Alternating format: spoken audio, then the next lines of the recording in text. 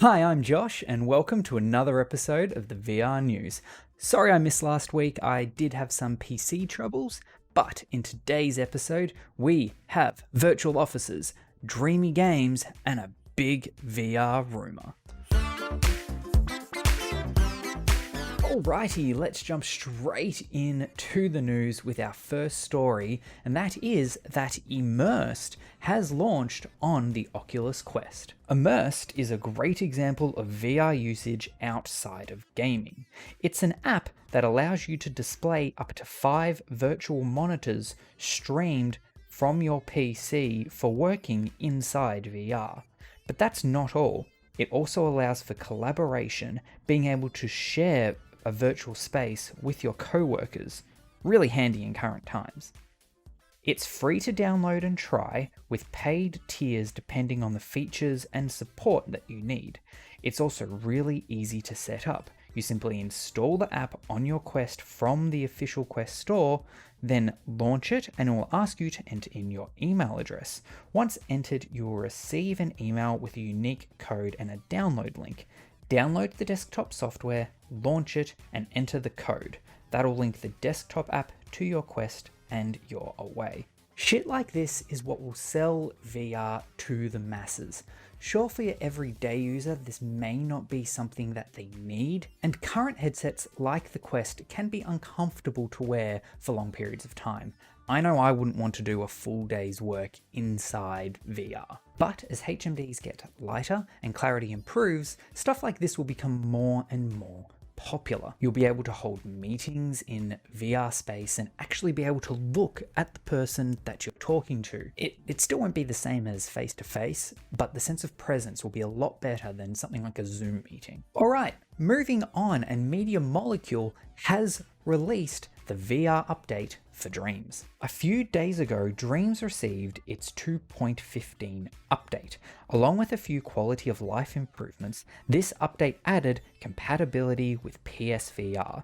Users of Dreams can now use the tool to build and play VR content. They also added some demo creations to show the sort of stuff that you'll be able to do, as well as a bunch of how-tos and tutorials. It's things like this that really make me want a PSVR headset. I'd love to be able to try out all the things that people will be creating, but I just can't justify the cost. Maybe next gen on the PS5. Moving on to our last and biggest news story of the week, and there are some huge rumors floating around of a new Oculus Quest headset moving into production. A few weeks ago, news broke surrounding leaks that Oculus had moved to the manufacturing stage for their next consumer headset. They're supposedly trying to produce 2 million of these headsets to be ready for sale later this year. When this info first came out, everyone was speculating that it would be a Quest Pro type of deal, most likely costing $100 to $200 more than the current Quest, but with some big improvements, such as it being smaller and lighter. Other leaked details suggested that the fabric body would be replaced with a plastic one, making it easier to clean. Since this info came out though, there has been more leaks, mainly a few renders that look like official marketing material and some photos of an actual headset. The renders, which should now be on screen, show that the unit is indeed far more plastic than the original Quest.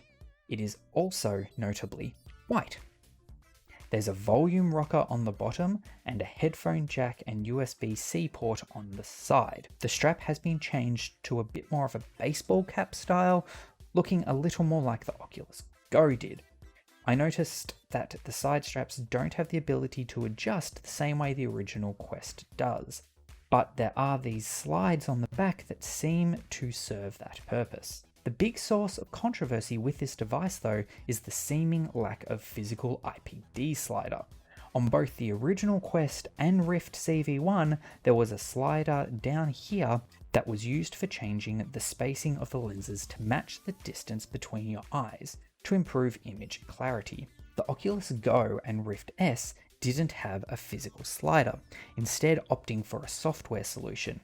This option doesn't give you as much of a range for adjustment, causing the units to be unusable by some people. This new headset looked to be following suit with the Go and Rift S, that is, until a new render was leaked.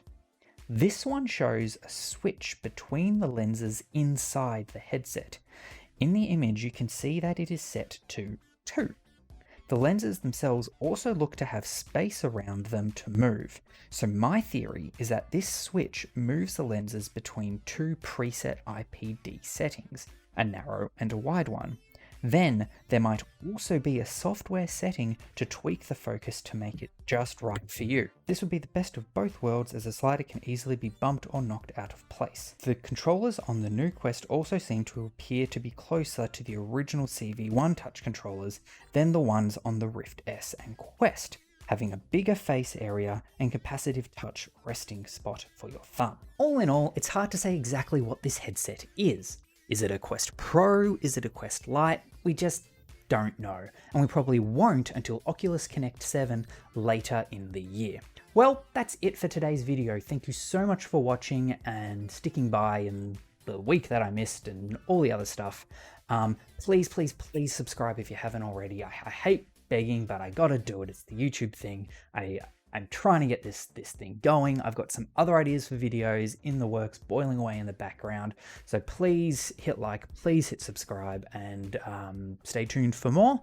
If you like the sound of my voice, which hopefully you do, I have a podcast that I talk about other gaming stuff with a couple mates called The Heroes Tavern. There's a link to that in the description of this video, so please go and give that a listen. We've got 146 odd episodes of that, so tons of content there. But for now, I will say thank you for watching. I'll see you next week. Until then, stay spazzy.